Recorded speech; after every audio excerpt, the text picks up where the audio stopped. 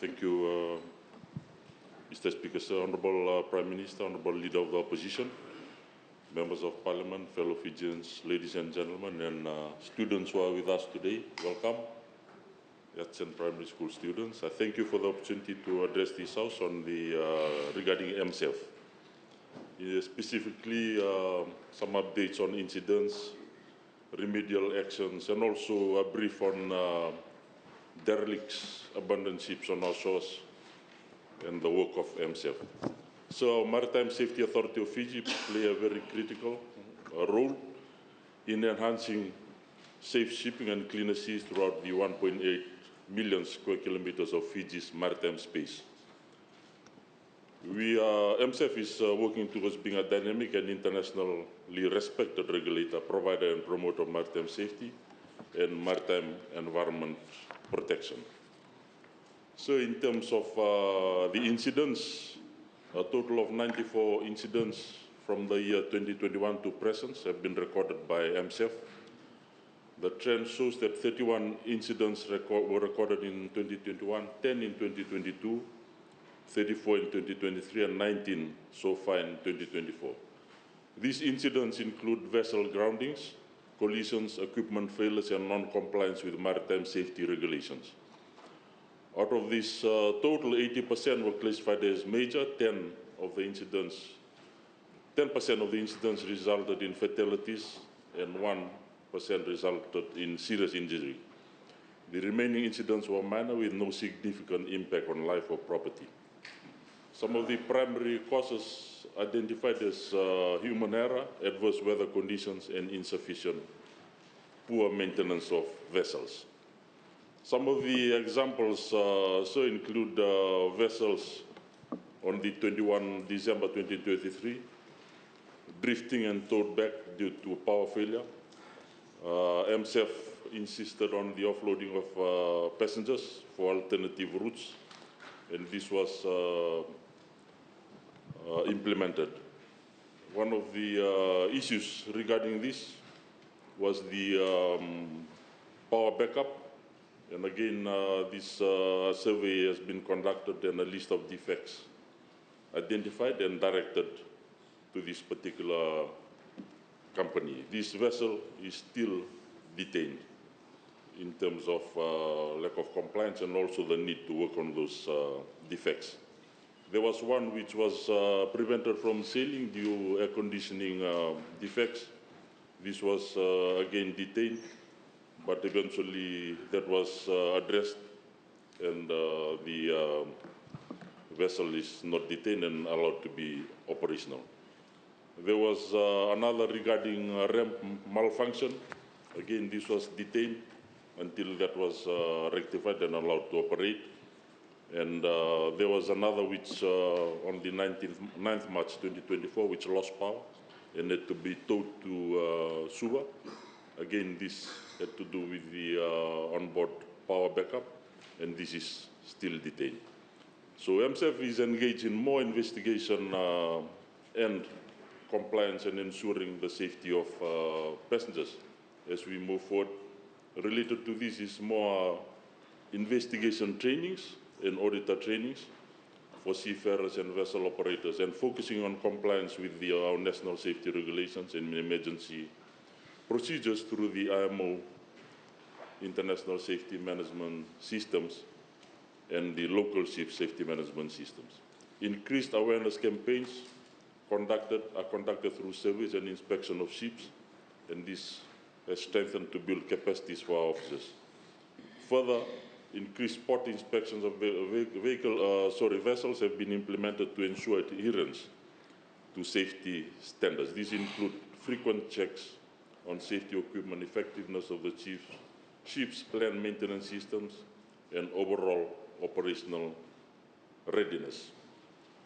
In addition, MSF is also in process of recruiting more staff to strengthen our presence in the outer stations, and we will continue to expand our services in terms of coverage of Suva, Lautoka, Levuka, and other local jetties and boat landing spots. Revisions to existing maritime regulations have been initiated to address gaps identified during incident investigations. This includes stricter penalties for non-compliance and more rigorous safety checks for high-risk vessels, which have been evident with the recent reactivation of the infringement notices in June this year. This process involves from 20th May 2024 to inform all maritime stakeholders, including ship masters, seafarers, ship owners, mariners and marine service operators that effective 1st June 2024, the MSF will commence the issuance of maritime safety infringement notices pursuant to Section 262 and 263 of the Maritime Transport Act 2013. So this involves the issuance of notices specifying infringement offenses and also the notices which give operators specific timelines to address issues. So the law must be enforced, and this is what this coalition government is about, enforcing laws in terms of our maritime safety and shipping operators. MSF is also actively conducting outreach programs in remote areas to raise awareness about maritime safety practices. These programs target local maritime communities, boat builders, and small vessel operators. In addition, ongoing efforts to include closer collaboration with law enforcement agencies and maritime partners such as the Fiji Water Police, Fiji Ports Corporation, Biosecurity, Ministry of Fisheries, Ministry of Environment, and other relevant maritime stakeholders. We also are progressing towards digital transformation of processes, records to ensure the identification of non-compliance, etc. is provided as per real-time data for enforcement purposes. In terms of navigational aids, including beacons, bios, are in progress to improve guidance for vessels navigating through challenging routes. There is a 5-year plan to improve navigation aids that had been damaged in the past years through the various weather events. MSF continues to seek technical cooperation and the ministry in terms of, in these regards. And recently we have hosted Korean Ministry of Oceans and Fisheries together, where visits were done to local lighthouses, beacons, and other infrastructure which needed upgrading. And continued partnership in that regard is being pursued. So in terms of that, one of the, I think, issues which we don't want to dwell on the past, but if the PWD and Marine Department were there, these issues would not have come up in terms of the deterioration of our navigational aids and beacons, where the Marine Department used to work on time and to address these issues efficiently and effectively, so that there are no risks in terms of our navigational aids. But as I mentioned, I don't want to dwell on the past, as some of the opposition members have been doing. But in reality, the Marine Department was like a public works department. So they were moving around the whole of the maritime islands constantly to monitor and check and fix the navigational aids. But that was done away with and again taken up by the private sector, which, as we have seen, has not been really effective and efficient in that regard. So it is a catch-up we are doing in terms of the damage done by the past government. In terms of planned future action, we plan to, in terms of MSF, conduct a comprehensive audit of all commercial and passenger vehicles in this financial year to ensure compliance and updated safety standards. And this includes advanced training for incident management and adoption of new technologies for monitoring and enforcement.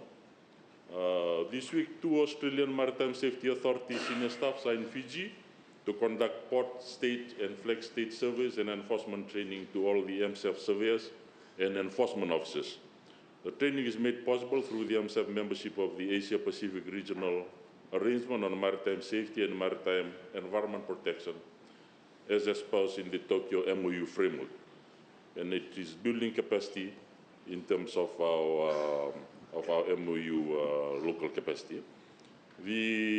As I mentioned, the proposal for legislative amendments are already underway to tighten the regulations and introduce mandatory incident reporting for all maritime operators. The review entails mandatory marine spill vessel insurance, shipwreck insurance, and assessing the compliance requirements and standards, including restricting the age of imported vessels. This will also include possible lowering of the vessel's deregistration age.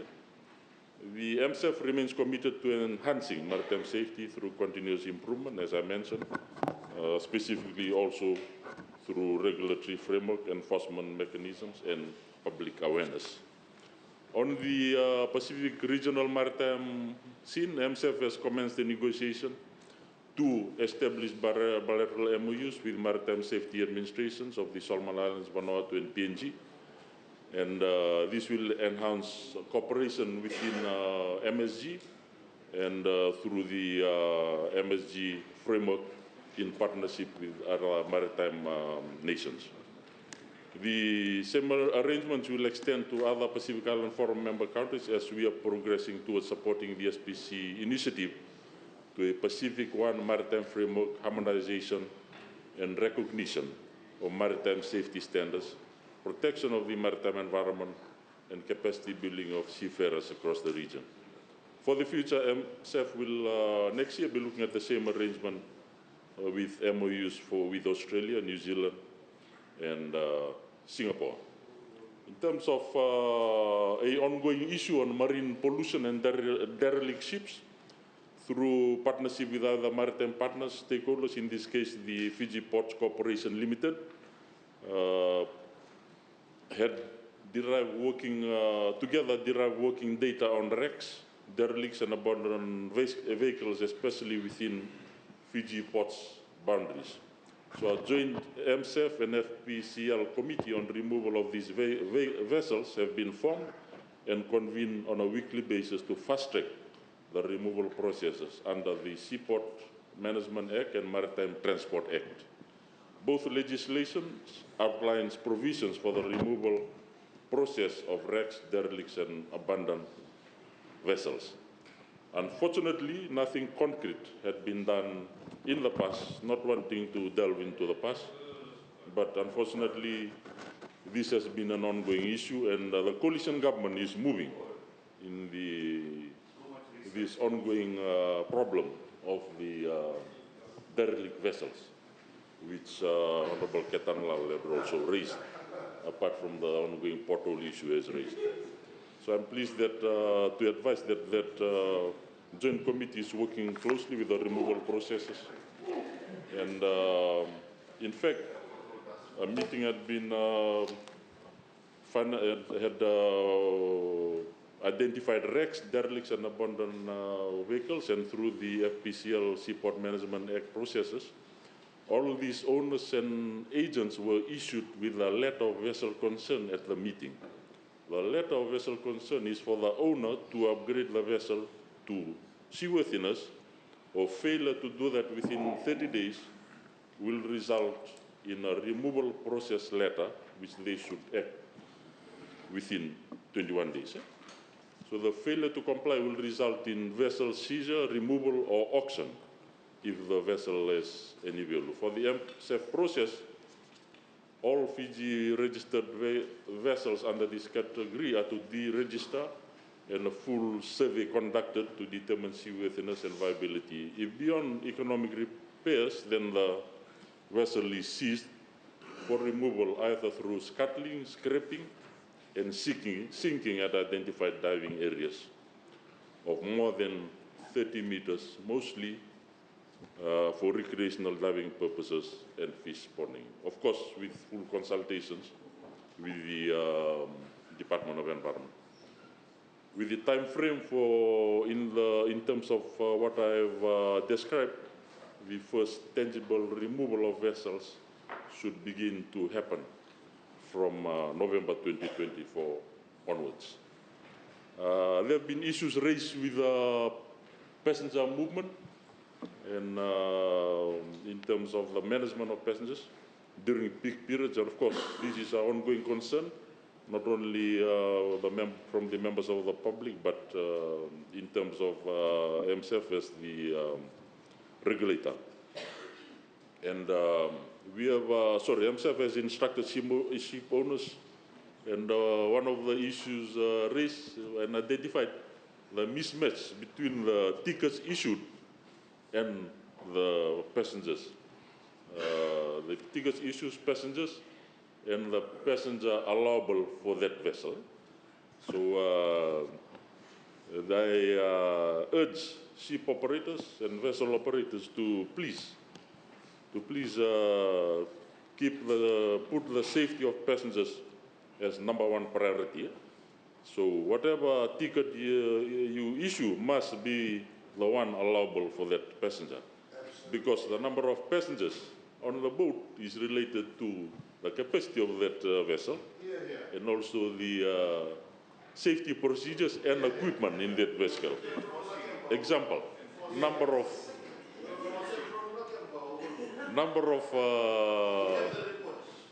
life jackets must match the number of passengers. So that is an issue which MSF is emphasizing right now and closely monitoring.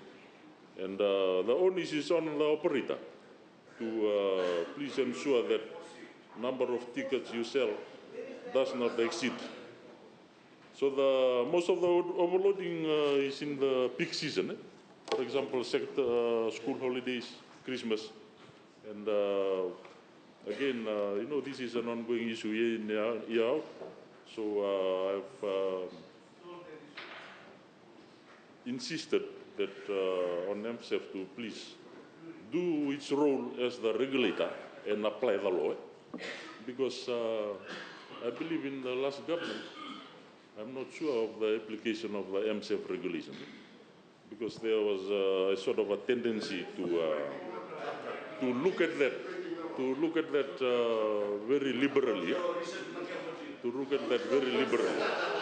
So the ship owners are fully aware of the plan to have, and in addition, there needs to be standby vessels. If there's excess passengers, it's the responsibility of ship operators. For correcting and preparing for unplanned mechanical breakdown, MSF is stepping up the pace of routine and in-between service and spot checks for vehicles and its machineries and onboard equipment. So in terms of some of the 23-24 activities of MSF, boat master license and restricted marine engineer class 6 training programs have been conducted, where in excess of 1,500 participants trained and also certified. In terms of survey and registration program, 629 registered vehicles surveyed and registered. This includes small boats. And seafarers training and registration program, in excess of 3,500 seafarers completed assessment and certification. And this is important because in a recent incident in Laos where a boat capsized, the operator was not certified. And when someone is not certified, they are not aware of the safety procedures and what to do and what not to do in emergencies. And in terms of moving forward, so we have launched a 5-year training, MSF has launched a 5-year training plan to enhance staff competencies. Of course, the review of ship safety management system and the audit framework. And conducting maritime survey outreach programs to remote locations. And of course, there is the partnership between regional and maritime authorities, digitalization, and there is urgent work where there needs to be catch up on repairing and upgrading our navigational aids and beacons across the country. So thank you, Mr. Speaker, sir. Those were the updates in terms of our Maritime Safety Authority of Fiji and our maritime environment and work which continues in terms of compliance and particularly for adherence of safety regulations in terms of our maritime operations and the safety of our people moving between in our maritime provinces and the main islands.